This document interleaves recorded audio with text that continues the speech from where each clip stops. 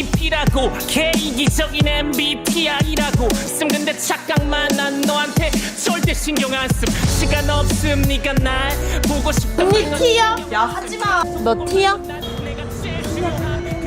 티지. 쓰려고 하면 널 좋아하는 티는 내야 함. 근데 만나고 싶은 날 정하는 건 내가 함. 아프면 병원 가고 배고프면 밥 먹어. 그딴 걸로 일일이 카톡하지 마.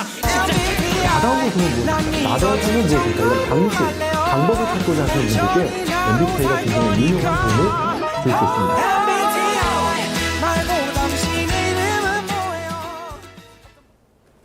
네, 요즘 연말이라 모임이 참 많죠. 이런 모임에서 빠지지 않는 주제, 바로 MBTI가 아닐까 싶은데요. 지난 24일에 멕시코의 한 매체도 우리나라의 MBTI 열풍을 소개해서 눈길을 끌고 있습니다. 우리는 MBTI에 왜 이렇게 열광하고 또 그 결과는 얼마나 믿을 수 있는 걸까요? 연세대학교 심리학과 이동기 교수와 함께 MBTI 자세한 이야기 나눠보도록 하겠습니다. 어서 오세요. 네, 안녕하세요. 네, 요즘 처음 만나는 사람들끼리 MBTI 어떻게 되세요? 이게 좀 인사한 말이잖아요. 교수님 MBTI 어떻게 되세요? 많은 분 앞에서 얘기하려고 그러는데 네. 저는 인프제예요. INFJ. 네, INFJ, 인프제라고 하면 보통 예언자형이라고 분류가 되잖아요. 맞아요. 네. 제가 찾아보니까 이제 인프제는 완벽주의가 있고 또 이제 좀 감성적이면서 이성적인 편이다라고 하는데 실제 맞는 것 같으세요? 완벽주의 연구를 하고 있으니까 뭔가 관련이 있긴 있겠죠. 네. 실제로 그 앵커분은 어떤가요? 앵커분은 어떤 유형인가요? 저는 ISFJ인데요. 오, 저랑 세 개가 같으네요. 하나만 다르고. 하나만 다르니까 오늘 좀 비슷하지 않을까 하고 MBTI 얘기 여쭤보도록 네, 잘 하겠습니다. 부탁하겠습니다. 네, 이제 남녀노소 많은 사람들이 MBTI 이렇게 검사를 하고 어쨌든 한 번쯤은 들어본 말이 됐잖아요. MBTI라는 말 자체가. 근데 이렇게 인기를 넘어서 하나의 문화로 이제 자리 잡게 됐는데 외신에서도 멕시코한 언론에서도 이 열풍에 대해서 기사가 나왔다고요? 네, 그 멕시코의 그 일간지인 엑셀시오르라는 데가 있는데요. 지난 12월 24일 현지 기준으로 예. 실제로 기사가 나왔는데 흥미롭게도 이렇게 얘기를 하네요. 한국 같은 나라에서는 MBTI가 친구나 파트너를 사귀는 중요한 요소이다. 예. 이렇게 얘기를 해서 실제로 뭐 한국 문화에 관심 많지만 이렇게 딱 집어서 MBTI를 얘기한 건 되게 독특한 그런 기사였습니다. 예, 외신에서도 이렇게 주목을 할 정도로 우리나라에서는 이른바 과몰입을 하는 사람들이 정말 많은 것 같거든요. 사람 간에 뭐 서로를 이해하는 하나의 도구가 될 정도인데 그럼 이 MBTI 검사가 언제 어디서 시작된 거예요?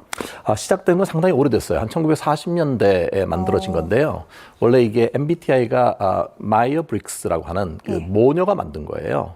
모녀가요? 네네. 브릭스라고 하는 사람이 이제 엄마고요. 네. 그다음에 이제 마이어가 딸인데 이게 원래 그 심리학자 칼 구스타프 융이라는 사람이 만든 성격 유형론이 있었어요. 예. 이걸 바탕으로 해서 만들었는데 원래 그 어머님 브릭스가 한 20년 동안 사람들의 개인차라든지 성격 이런 거 관심이 많아서 이제 연구를 해서 이제 측정 네. 도구를 처음에 시작을 했고 예.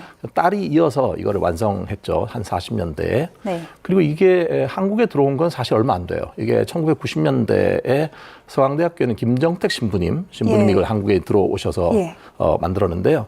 신기한 거는 그때는 그렇게까지 유행을 하지 않았는데 최근에 한 2, 3년 정도에 MBTI가 완전히 광풍처럼 모두가 예, 다 맞습니다. 좋아하잖아요.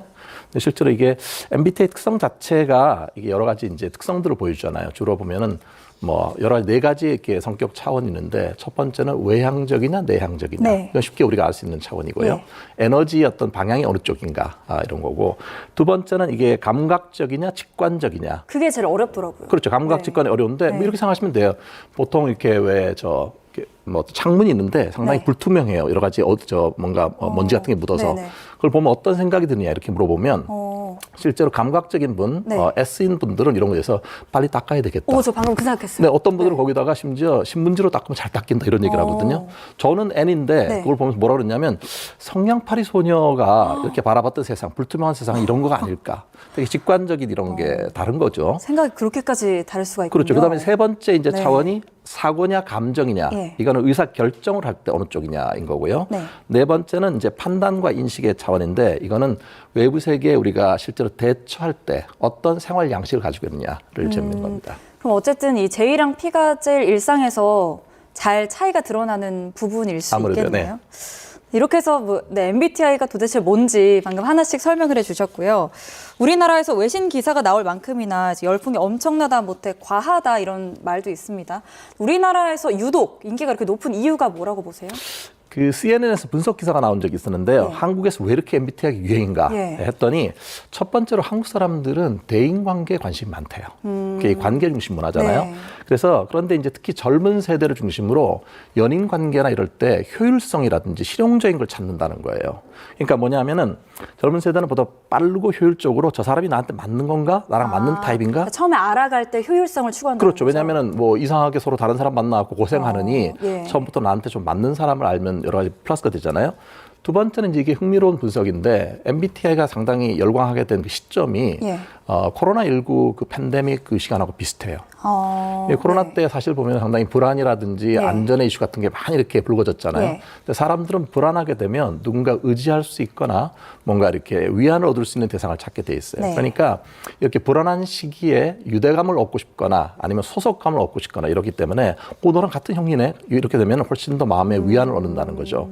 근데 저는 이제 이거를 보면서 네. 이게 사실 한국의 지금 가장 중요한 이슈는 서로 간에 이렇게 저 갈등이라든지 서로 다른 사람에 대해서 어떻게 대하느냐 이런 게 예. 중요한 이슈잖아요.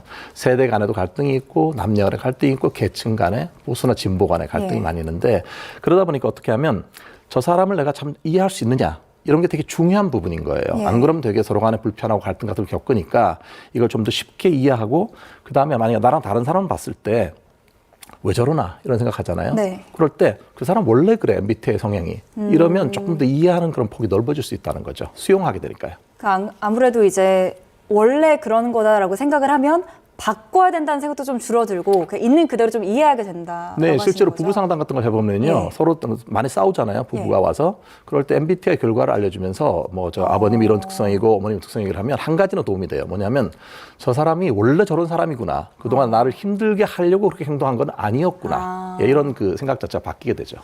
말씀해 주신 것처럼 이렇게 관계에서도 좀 활용이 많이 되고 또 요즘 초중 고등학교에서 이 상담이나 교육 자료로도 활용이 된다고 하는데 이게 좀 학생들을 지도하는 데도 도움이 되는 부분이 있을까요? 뭐 아무래도 사람을 이해하는 데에서 조금 더 도움이 되니까 예. 이걸 활용할 수는 있는데 그래도 너무 이게 심하게 이런 거를 믿게 되면은 예. 또 여러 가지 문제점도 생길 수가 있겠죠. 예, 이게 참, 그러니까 너는 이런 사람, 난 이런 사람, 이 정도로 이해를 하는데 쓰이면 참 좋을 텐데 뭐든지 과하면 문제가 되는 거죠. 이제 이 MBTI 열풍이 계속되면서 회사에서 사람 채용하는데도 공고가에도 등장하고 있다고 합니다. 실제로 이런 사례가 좀 있는 편인가요? 예, 찾아보니까 지난해 2월에 예. 그 SH 수협은행 같은 데서는 네. 아예 그 입사 지원자들에게 MBTI 유형이 뭔지를 물어봐서 논란이 된 적이 있어요. 그러니까 뭐 논리는 이거죠. 왜냐하면은 네. 당신의 MBTI 형이 무엇이고 장단점은 무엇인가 그리고 어떤 직무를 당신이 하고 싶다면 예. MBTI 유형을 갖고 어떤 근거로 그렇게 생각했는가 이런 걸 이제 물어본 적이 있는데 물론 회사 측에서는 이게 뭐 당락을 결정하는데 네. 영향을 준 건 아니라고 해명을 했습니다만은 사실 좀 부담이 될 수 있거든요. 어떻게 네. 대답을 해야 되나 솔직하게 말해도 되나 이런 부담이 있잖아요. 뭔가 회사에서 좀 더 좋아할 것 같은 MBTI 있을 그렇죠. 것 같잖아요. 근데 실제로 이게 보면은 사람들 구인 같은 거, 아르바이트 같은 거를 구인하는 공고문에서 이런 게 있었는데요. IN으로 시작한 사람들 싫다. 어머. 이런 사람들을 지원하지 마라. 뭐 예를 들어서 INFP라든지 또는 INTP 그리고 또 INTJ 이런 사람들은 네. 지원하지 마라. 상당히 차별적인 거잖아요. 네, 그렇죠. 또 심지어 어떤 한 카페에서 사람 구하는데 이렇게 얘기를 했어요. 우리는 엑스퍼트, 그러니까 일종의 엑스트로버트, 예. 외향적인 사람을 선호한다. 다만 외향적인 사람 중에서도 ENTJ나 ESFJ는 지원 불가. 이러면 사람들이 많이 가리네요. 상당히 차별되는 네. 거잖아요. 여기서 이런 거는 좀 차별적으로 하거나 이런 거는 좀 지양하는 게 필요하겠죠. 근데 실제로는 이런 MBTI를 가지고 해외에서는 뭐 채용을 뭐 하는 사례도 있다고 하던데요. 근데 일부 실제 아까 저 얘기했던 멕시코 일간지 그 예. 엑셀시오르 같은 데는 이렇게 얘기를 하더라고요. 2000년대 초반에 MBTI 결과를 실제 직업 실무 환경에 적용했던 그런 경우도 있었다. 예. 그리고 실제로 미국의 경제 전문지인 폴춘이라고 하는 데서 선정했던 500대 기업이 있거든요. 그중에 일부에서는 실제로 인력 채용할 때라든지 또는 인사 과정에서 MBTI를 활용한 적이 있다라고 하네요. 그들의 논리는 이겁니다. 비슷한 사람끼리 모여 있으면 생산성도 좋아지고 인가 서로 협력도 잘 될 거고 서로 업무 분장도 잘 되지 않겠나 이런 생각인데 이렇게 진단적으로 사용하는 건 저는 개인적으로 좀 적절하지 네. 않다고 생각해요. 왜냐하면 채용 장면에서 중요한 건 그 사람의 적성이라고 생각되는데요. 네. 적성은 성취도라든지 이런 어떤 결과적인 게 아니라 이 사람이 어떤 직무보다 더 잘 맞는가라고 하는 가능성에 관한 네. 문제잖아요. 그러니까 이걸 어떤 진단 툴로 사용하는 것은 개인적으로 특정한 사람들을 배제할 수 있기 때문에 그리고 실제로 MBTI 특성상 이게 성격을 알 수 있는 참고 자료는 되지만 그 사람을 평가하거나 진단하는 그런 목적으로 만든 게 아니거든요. 네. 예, 그런 것들은 좀 오용을 방지하는 거 이런 측면에서 고려할 필요가 있습니다. 그러니까 이게 어쨌든 성격 검사인데 이거를 먹고 사는 문제랑 연관 짓는 게 좀 아직은 적용이 하기가 어렵지 않나 생각해보세요. 예를 들어서 싶습니다. ISFJ는 지원 불가. 그러면 상당히 이게 큰일 차별적인 났네요. 그런 네. 느낌이 들잖아요. 네. 예, 이렇게 진단 툴로 사용하는 건 아닙니다.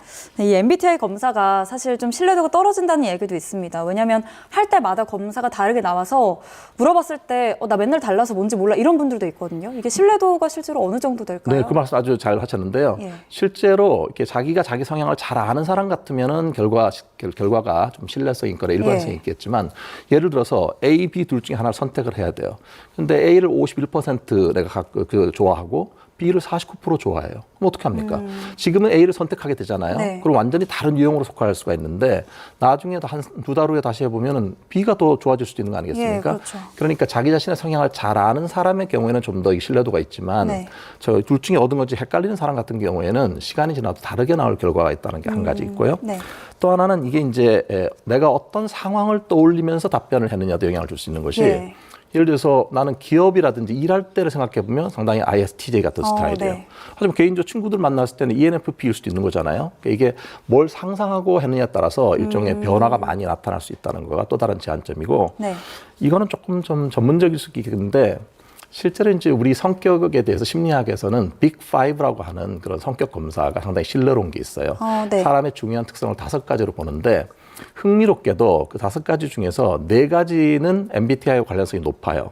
근데 한 가지 사람의 부정적인 특성을 측정하는 신경증이라는 게 있거든요. 뉴로티시즘이라는 게 있는데 이게 높으면 사람들이 불안하고 우울하고 부정적인 생각을 많이 하는 사람을 이해하는 데 중요한 그런 특성이에요. 근데 놀랍게도 이 신경증하고 MBTI 차원들하고 관련성이 없어요. 다시 말하면 MBTI가 약간 긍정적 편향이 있다는 거죠. 물론 그러다 보니까 사람들은 네. 또 뭔가 긍정적을 좋아하니까 네. MBTI를 또 좋아하는 특성이 될 수도 있겠지만 네. 사람을 이해하는 데 있어서 특히 부정적인 측면을 이해하는 데 있어서는 MBTI가 그렇게 설명력이 높지 않을 수도 있다라고 하는 걸 의미하는 거죠. 그러니까 MBTI가 어쨌든 우리의 성격을 완전히 어떻게 보면 긍정, 부정 나누면 절반밖에 반영을 못한다고 볼 그러나 수도 이제 있겠네요. 긍정적인 거를 4개와 관련되는 거니까 절반보다 이상이라고 말할 수 있겠는데 완전하진 않은 거죠. 그러니까 어쨌든 이게 좀 일반화의 위험이 클 것 같습니다. 왜냐하면 최근에 또 유행했던 말이 제스처 커트에서 너 T야? 뭐 이런 말 되게 많이 그렇죠. 하잖아요. 그래서 T인 사람들을 되게 부정적으로 막 묘사하는 그런 것도 있었는데 이렇게 사람들이 MBTI 결과를 듣고 이런 사람이다 단정 짓게 되는 이유는 어떤 게 있을까요? 사람들은 단순하고 싶어 해요. 네. 그리고 자기가 그다음에 더 문제가 되는 건 내가 그렇게 한번 바라보기 시작하면 그걸 네. 잘 안 바꾸려고 하거든요. 일종의 자기가 편향적으로 보게 되는 건데 네. 너 T야 이렇게 말할 때 부정적인 측면은 뭐냐면은 네. 공감 능력 없지 이런 얘기거든요. 예. 사실 제 제자들도 저한테 선생님 혹시 T 프로페서세요? 이렇게 물을 때가 있거든요. 네. 실제 저는 F예요. 그러니까 이게 그 사람을 이렇게 딱 박스 안에 가둬놓고 이렇게 일반화를 해버리게 되면 그 사람의 다른 측면을 보지 못하게 하는 그런 측면에서 상당히 좀 불완전한 요소를 갖고 있다 이렇게 생각됩니다. 이게 어쨌든 알파벳 4글자로 사람을 설명하기에는 참 어려울 것 같은데요. 끝으로 이 MBTI를 어쨌든 재미로 좀 재밌으니까 보기는 하되 활용을 좀 적당히 할 수 있는 방법 어떤 게 있을까요? 저는 MBTI가 좋은 특성을 많이 갖고 있다고 생각해요. 네. 그리고 MBTI 연구소에서도 여러 가지 연구를 많이 해서 사실 신뢰도나 타당도 많이 좋아지고 있거든요. 근데 이거를 자기 이해 목적이나 또 자기 가까운 사람에 대한 이해 목적으로 네. 또 흥미의 목적으로 사용하는 건 저는 좋다고 생각해요.